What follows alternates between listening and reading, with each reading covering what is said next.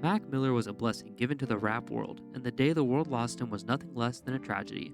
Creating a catalog of music yet unparalleled by most in his generation, his music explored vulnerabilities and dark moments, as well as being able to celebrate and highlight the good ones. Many of his albums give the feeling that everything moves so fast that you can't quite understand it all, and Mac is here to remind you that we all experience times like these. His music has helped so many people get through experiences in their lives that they don't have people to talk about with. He reminds you that there are good times along the way and tells you to appreciate them, as well as the bad times, as they're what make the good ones worth living for. Swimming was the first album I had ever heard by Mac, and it couldn't have hit at a more appropriate time in my life. So now, come with me as we explore the roller coaster of emotions that is Mac Miller's Swimming. At the top of the track list, and one of my favorites on the album, is Come Back to Earth. The instrumental gives the feeling that you're playing a water level in an old N64 game, and the vocals have just a slight echo or resonance effect on them that's perfect for a brief moment. The pacing of this song is also brilliant, almost as if you're holding onto the fin of a dolphin as it takes its Sunday morning swim. All of this comes together to bring a sort of psychedelic feeling to the track with a twist that turns it from trippy to melodic. During this time in my life, I was working at Walgreens for the third year stocking shelves and had just gotten out of a 3-year relationship. The beautiful melodies and lyrics were exactly what I needed to help me out during that time. I'd often listen to this album on repeat at work, and this song was definitely one I always looked forward to hearing. With mesmerizing instrumentals and relatable lyrics, this song is a perfect view into the world of loneliness. Moving on to a track with a much jumpier and groovy beat, What's the Use? A perfect example of those high moments in life Mac likes to emphasize. This song always gets me moving. His flow and little vocal trills he hits throughout the song and backing track give it so much energy. Although, while exploring the highs in life, he also discusses his struggles with the other highs the world can give, in the form of addiction. The beat juxtaposing with the lyrics lets you get an experience that many Doom songs give, and that if you just want to listen to the beat and have some fun, you absolutely can. But if you're struggling with the same themes tackled in this song, it gives you a great example of one's feelings while addicted to whatever substance it may be. It feels amazing to get high, and when it runs out, just get high again. It's a vicious cycle many people struggle with, and Mac Miller's approach when talking about his own experience is to let the listener hear it when they need to. Much like what I said in my food review, not every song has this message shoved down your throat. Having little moments to jump and jive to is certainly a blast and a great way to break up the album. At Walgreens, I would often be alone in the store by the end of the night when closing, and hearing this next song come on during those times felt so relaxing.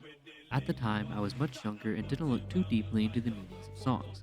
Now that I've grown up, I realize why Jet Fuel gave me such a relaxing feeling. To me, Jet Fuel and What's the Use both tackle the idea of staying high to forget about the hardships of life, but in different ways.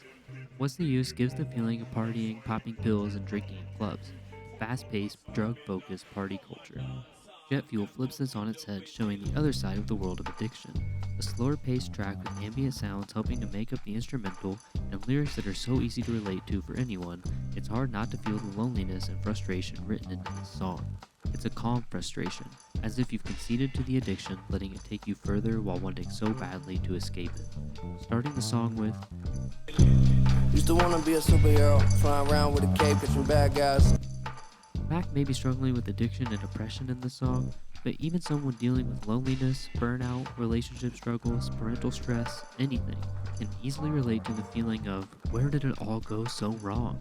The world at large was blessed to have an artist like Mac who could so perfectly capture such feelings in a song, and this song is a mastercraft of it. The first song I ever heard by Mac Miller is the last one I want to go over today, and that's 2009. There's not much to be said about this song that hasn't already. I first heard it when I was scrolling through Instagram one day and saw a clip of someone saying it was a freestyle. I thought that was super interesting, so I put it on for the first time, and it was beautiful. I played it real loud on a speaker in my room, and at the beginning it had my parents asking what the song was because of how beautiful those strings and the piano was.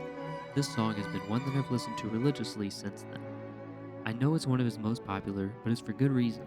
The idea of putting this song as one of the last in the album, after talking about all of these hard themes and serious emotions, is beautiful. He's telling the listener to take the time to slow down and make sure you got yourself right. Don't go out trying to be perfect and do absolutely everything. Take a breath, relax, and focus. It's a perfect way to end the album. Mac Miller may have freestyled the song, but I think that's what makes it so much more emotional. To be so raw on a track and make it one of your closers at that is a great way to encourage your audience, and it's one of the most genuine things I've ever seen an artist do.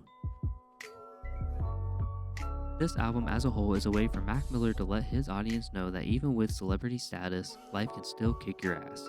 It's also a way for Mac to tell us that we're all swimming together, treading the deep waters of life's hardest journeys. You'll get tired, so he reminds you to every now and then just lean back and float along. Slow down. Take in the good times, take deep breaths during the hard ones, and relax in between. It's cheesy when I say it, but when he does it, I promise it sounds so much better. Swimming is an album that couldn't be more relevant to the lives and stories of many people today, and without it, I think the world would have drowned a hell of a long time ago. Thank you all for watching. If you enjoyed, please drop a thumbs up. If you like what I said and want to talk more, or I got something wrong, please drop a comment below. I'm working on my Infinite Warfare Zombie series right now, so there may be an upload or two between this one and the next music one, but when music's back, we'll be going over the Illest Villain's earlier years for Victor Vaughn, so stay tuned for that. See ya!